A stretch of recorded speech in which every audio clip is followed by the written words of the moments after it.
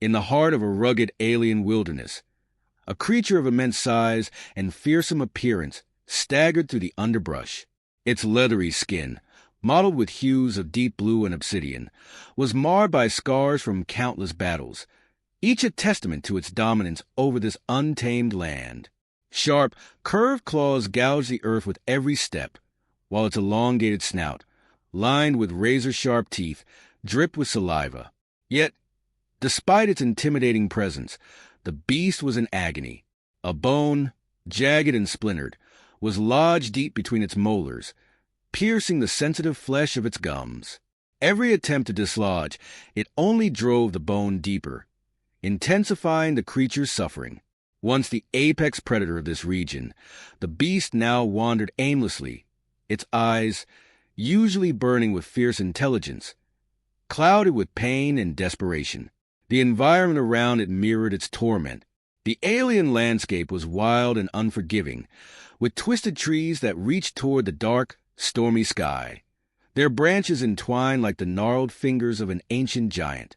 The air was thick with humidity, clinging to everything it touched, and the ground was a patchwork of tangled roots and sharp rocks.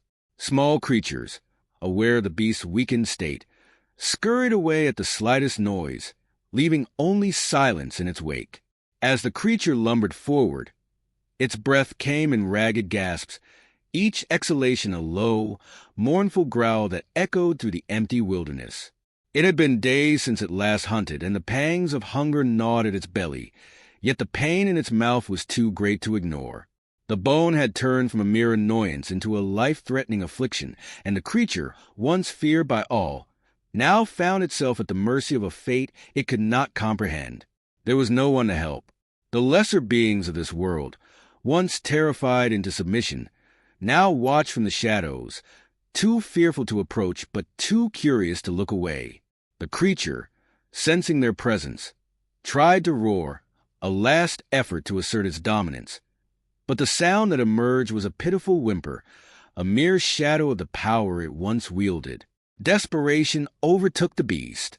It began to thrash wildly, slamming its massive head against the rough bark of a nearby tree, trying in vain to shake the bone loose.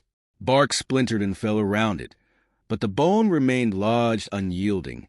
With a final, exhausted heave, the creature collapsed to the ground, its strength finally depleted. It lay there, chest heaving, eyes half closed, its once glorious form reduced to a pitiable state. As the storm clouds above began to rumble, promising rain that would soon drench the land, the creature let out one last, forlorn cry, a sound that carried with it all the pain and hopelessness it felt. It was a cry that would go unanswered, for there was no one left in this forsaken corner of the universe who cared enough to listen. But far off, beyond the immediate reach of the storm, something stirred, a presence unnoticed by the beast or the wary creatures around it. For now, the creature lay in its own world of misery, oblivious to the fact that fate had already begun to turn in an unexpected way. The section ends with the creature's eyes closing, not in sleep, but in the resignation of its solitary, helpless state. Miles away from the suffering beast, nestled in the safety of a modest human outpost, lived a boy named Elliot. Unlike the others in the colony, who found joy in games and exploration, Elliot was happiest when surrounded by books, data pads, and the beeping hum of scientific equipment. With messy brown hair that perpetually hung over his glasses and a frame too thin for his oversized clothes, Elliot was often the subject of teasing from his peers. They called him the nerd, a moniker he wore with quiet pride, for he knew that his love for knowledge set him apart. Elliot's family had been among the first wave of colonists to settle on this alien world. Drawn by the promise of discovery and the allure of the unknown, his parents were esteemed biologists, renowned for their research on the planet's flora and fauna. While they were out in the field, cataloging new species and gathering samples, Elliot spent his days poring over their findings, absorbing everything like a sponge. The planet's creatures fascinated him, especially the predators, majestic, deadly, and misunderstood, just like the ones he read about in ancient Earth myths. It was during one of these solitary study sessions that Elliot first heard about the creature, A stray transmission from a distant scout drone crackled through his tablet, describing a massive beast seen limping through the wilds, its cries of pain audible even over the static.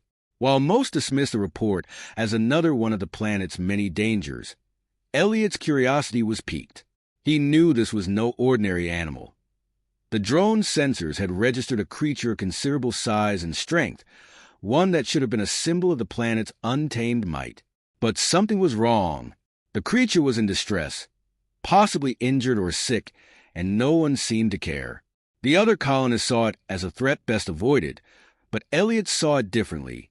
He felt a strange connection to the beast, as if its pain resonated with him in a way he couldn't fully explain. Perhaps it was because he, too, knew what it was like to be misunderstood, to be seen as something less than he was. Determined to learn more, Elliot began to research the creature's possible species, sifting through his parents' extensive database. Hours passed as he matched descriptions, cross-referenced data, and hypothesized what could be causing the beast such agony. Finally, he stumbled upon an entry that described a similar creature, known for its powerful jaws and tendency to crack bones with its teeth. The pieces clicked into place. The creature must have something lodged in its mouth, causing it unbearable pain. Armed with this knowledge, Elliot made a decision that would change the course of his life. He would find the creature and help it. He knew the risks. Venturing into the wilderness alone was dangerous, and if the beast attacked, there would be little he could do to defend himself. But Elliot's heart was set.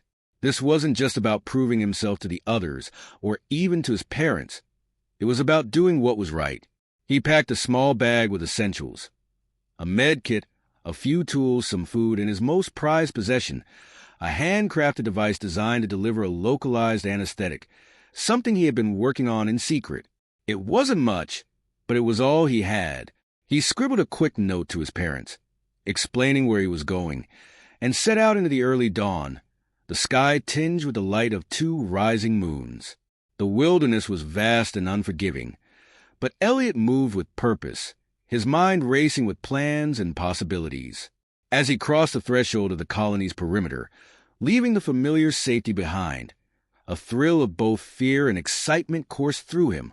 He was just a boy, armed with nothing but his intellect and determination, heading toward a creature that could end his life with a single swipe of its claws. But Elliot wasn't afraid. Deep down, he knew he was the creature's only hope. The wilderness closed in around Elliot as he ventured deeper into the untamed expanse. The sky, now obscured by thick, looming clouds, cast a dim light over the twisted trees and alien underbrush. Every rustle of leaves, every snap of a branch, sent his heart racing. But he pressed on, guided by the faint trail of broken foliage left by the wounded beast. Hours passed, the landscape growing more hostile with each step. Finally, Elliot spotted the creature. It lay motionless in a clearing, its massive form slumped against a boulder, eyes half closed in exhaustion. Up close, the beast was even more imposing than he had imagined. Its scales glistened with sweat, and its breath came in shallow, labored gasps. The bone still jutted from its mouth, a cruel reminder of its suffering. For a moment, fear paralyzed Elliot. This was no mere animal. It was a living force of nature, capable of ending his life in an instant. Yet, as he watched the creature struggle to breathe, his resolve hardened. He had come this far, and he couldn't turn back now. Carefully, he approached, each step slow and deliberate. The creature sensed his presence and let out a low, guttural growl, lifting its head with the last of its strength. Its golden eyes, once sharp and predatory, were now clouded with pain and confusion. Elliot froze, holding his breath, trying to project calmness despite the terror gnawing at his insides. "It's okay," he whispered, his voice barely audible over the distant rumble of thunder. "I'm here to help." The creature's growl softened, but its body remained tense, poised to strike if it perceived a threat. Elliot knew he had to act quickly. If the creature felt cornered, it would lash out, and he wouldn't stand a chance. He reached into his pack and slowly retrieved the anesthetic device he had crafted, a small, metallic cylinder that fit snugly in his hand. It wasn't designed for a creature of this size, but it was the best he had. "Just hold still," he murmured, inching closer. The creature's eyes followed his every move, but it did not attack. Perhaps it was too weak to resist, or perhaps, deep down, it understood that this fragile human was trying to help. With trembling hands, Elliot activated the device and aimed it at the base of the creature's jaw, where he guessed the nerves would be most sensitive. A faint hiss sounded as the anesthetic was released, a mist that quickly enveloped the area. The creature flinched, a low whimper escaping its throat, but it did not pull away. Slowly, its muscles began to relax, the pain easing just enough for Elliot to proceed. He moved closer, carefully examining the bone lodged between the creature's teeth. It was worse than he had imagined. Splintered shards had embedded themselves deep into the gum tissue, and the surrounding area was swollen and inflamed. Elliot swallowed his fear and pulled out a pair of small pliers, their tips fine enough to grasp the bone without causing further damage. "Almost there," he whispered, as much to himself as to the creature. He carefully positioned the pliers and, with a gentle but firm grip, began to work the bone free. The creature tensed, a low growl reverberating through its chest, but it remained still, trusting the boy's delicate touch. Minutes felt like hours as Elliot maneuvered the pliers, coaxing the bone out millimeter by millimeter. Finally, with a soft pop, the bone came free, stained with blood and saliva. Elliot quickly stepped back, heart pounding, as the creature let out a deep, relieved sigh. The tension in its body melted away, its eyes closing as the pain that had tormented it for so long began to fade. Elliot stood there, panting from the effort, clutching the bloody bone in his hand. The creature, exhausted but no longer in agony, slumped to the ground, its breath slowing to a calm, steady rhythm. For a moment, there was only silence, broken only by the distant roll of thunder and the soft rustle of leaves.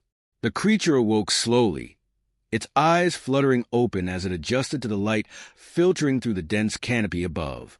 It shifted, testing its limbs, and for the first time in days, it felt no pain. The dull ache that had haunted its every move was gone. It lifted its head and saw the boy sitting a short distance away, watching with cautious eyes. For a moment, the creature tensed, memories of their earlier confrontation still fresh. But something had changed. The boy had approached it, not with the weapons and fear it had come to expect from humans, but with compassion. The creature's gaze softened, its curiosity piqued. The boy, sensing the shift in the creature's demeanor, reached into his satchel and pulled out a small bundle. Slowly, he unwrapped it to reveal a piece of dried meat and some fruit. He extended his hand, offering the food to the creature. The creature sniffed the air, its nostrils flaring as it caught the scent. It hesitated, then cautiously moved closer, its eyes never leaving the boy's. With a gentle snarl, it accepted the offering, the first peaceful interaction between the two. The boy's heart raced, not with fear, but with a strange sense of connection. He had never been this close to the creature without feeling an overwhelming urge to flee.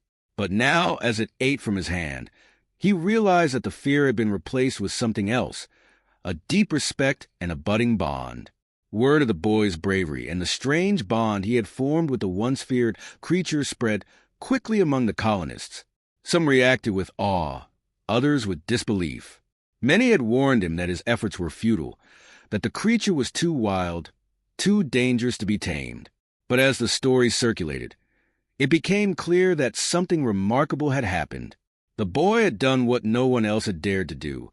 He had reached out to the creature not as an enemy, but as a friend. There were still those who remained fearful, their minds clouded with the memories of the creature's earlier rage. But even they could not deny the change. The boy's success was undeniable, and the creature, once a terror lurking at the edges of their settlement, had become a symbol of the fragile connection between human and beast. Despite this newfound bond, the boy knew that the creature did not belong among the colonists. It was a wild thing, a creature of the forest, and to keep it here would be to chain it to a life it was never meant to live. The boy's heart ached at the thought, But he knew what he had to do. He spent one last moment with the creature, his hand resting on its coarse fur. Then, with a heavy heart, he led it to the edge of the wilderness. The creature followed, its movements fluid and graceful now that it was free from pain. When they reached a safe area, the boy stopped and gestured toward the dense forest. The creature looked at him, and for a brief moment, their eyes locked in mutual understanding. It was time to say goodbye. The creature turned and vanished into the trees, its powerful form disappearing into the shadows. The boy stood there for a long time, listening to the sounds of the forest.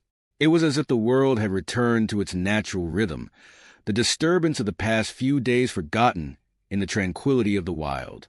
As he began his walk back home, the boy reflected on the journey. He had faced his fears, not with the intent to conquer, but to understand. In doing so, he had forged a bond that would forever change him. He felt a deep sense of satisfaction, knowing that he had made a difference. The creature was no longer suffering, and in that knowledge, he found a newfound confidence. Just as the boy reached the outskirts of the settlement, he heard a distant roar from the forest behind him. He stopped and turned, a smile tugging at the corners of his mouth. It was a roar of thanks, a final farewell from the creature that was now free, returned to its rightful place in the wild.